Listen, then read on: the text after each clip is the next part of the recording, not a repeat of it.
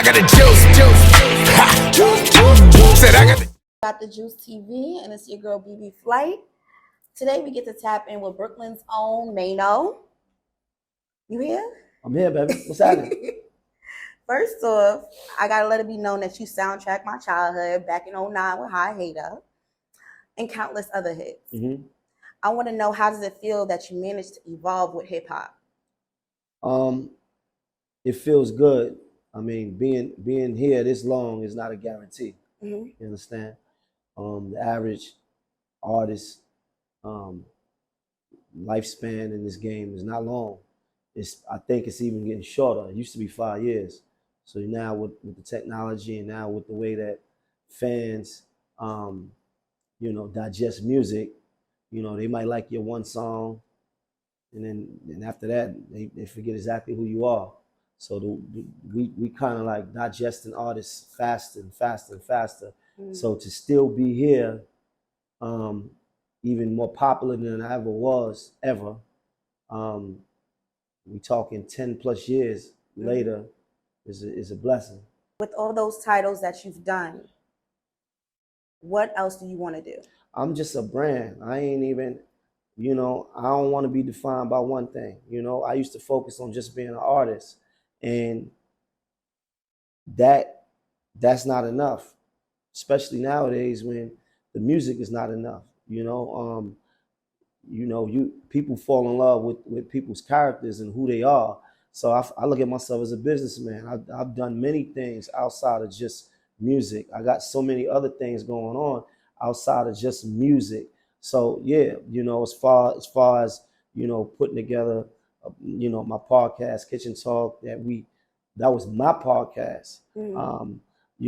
Being a part of Angela's show, that's all on my journey to be something other than just an artist. That's just a brand in itself. One thing I want to acknowledge is that you have a few artists under your wing. Right. With the topic of artist development being something that's trending right now, do you feel like you're giving artist development to these artists? And is it still important to have artist development? What you mean? Is it still important to train the artists, like media training and performance skills? Yeah, absolutely. I don't think that's done enough. Labels used to do that. They don't do that no more. I had got media training when I was coming up, but for me, I'm doing what I can. As much as I can for the ones that I feel like that deserve it. The Star Babies. We talking about, if you're talking about them, you talking about Yellow Zoo and Old Wave, like they deserve the world. Like not because I fuck with them, but because they deserve it and they're really that good. You understand? So I'm doing as much as I can to help get them in a position, because I want to see them fly.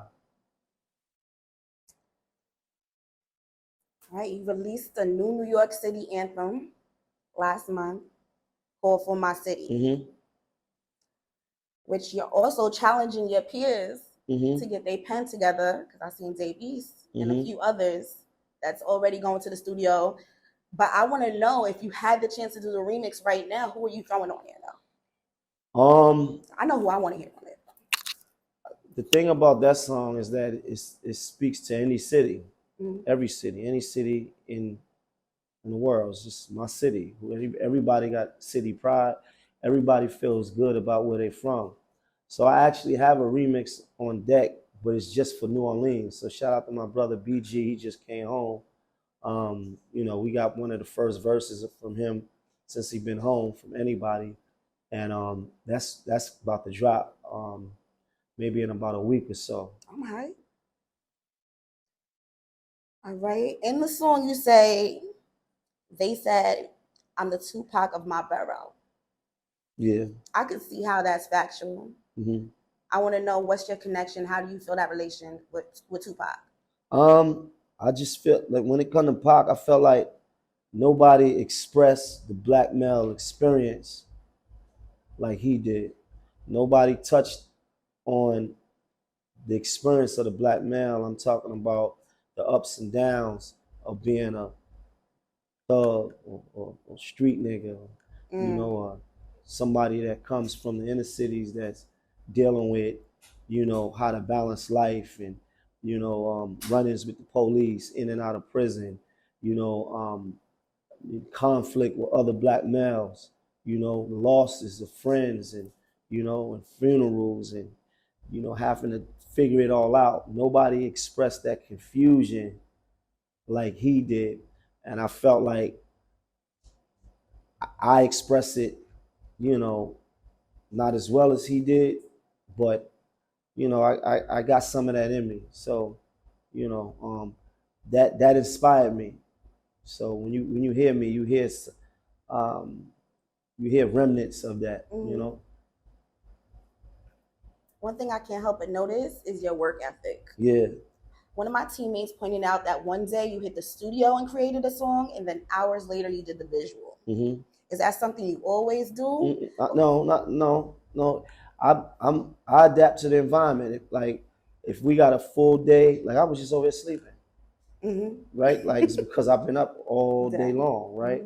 So if we got a lot of work to do, then I adapt to that. I try to tell my people I don't like to have idle time. So all the people that work with me, I tell them, listen, I don't need idle time. You know, I don't want idle time. I like to be busy. You know what I'm saying? Doing, you know, many things. So it could be studio, it could be working on a show, it could be, you know, whatever. It could be meetings about. It could just be so many various different things because we striving to you know, to be more. We striving to get more. You know, to do more. So you know, if I got to be in the studio, you know, and then I got to be on a flight, or I got to be in the studio and then we got to be somewhere else, it's cool, or vice versa. You know, it don't matter. Like I'm fully submitted to the grind. Is this something you recommend for new artists coming up?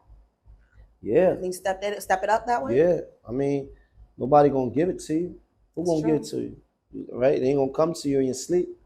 You know what I mean? Like, you got to get up and go. You got to be willing to, you know, sacrifice certain things. You got to be willing to, you know, sleepless nights and days, and, you know, and traveling, and, you know, being in the studio for hours, or, you know, having to be in this meeting on time, or having to, you know, do certain things to help strengthen relationships. So yeah, it's I recommend that. Step it up. Yeah. Last year, you released The Lobby Boys with Jim Jones. Yeah. I'm curious because, you know, ladies is running hip hop right now in New York. Would you be open to doing a collab project with a woman now? And who would you want to work with? Who do you think complements your sound? Man, that's a good question.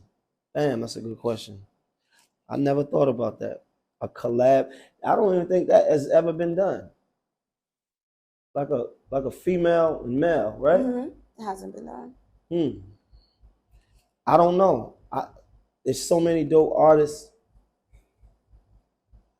Are we talking about just New York or just artists in general? Just New York. Just in New York? Yeah, I feel like right now we got the best female rappers. Yeah. Okay. I don't know. I got to think about that. I got to really think about that. That's a dope idea, though. Okay. Being an artist from Brooklyn that's successful and remains in the game, what piece of advice would you give to the next up and coming rapper? You got to believe. Believe into the point where you delusional. Believe that you the best. Believe that you got to project that shit. You know what I'm saying? Like, you know, you ain't gonna be a millionaire till you feel like one. You know what I mean? So move like one.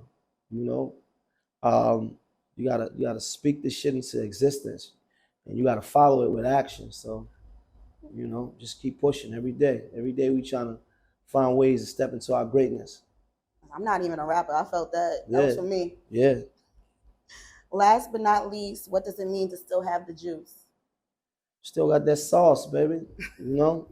Still got that sauce. We still dripping. It's falling all over the place. Still splashing. You know? We still in motion. We still got motion. That's it.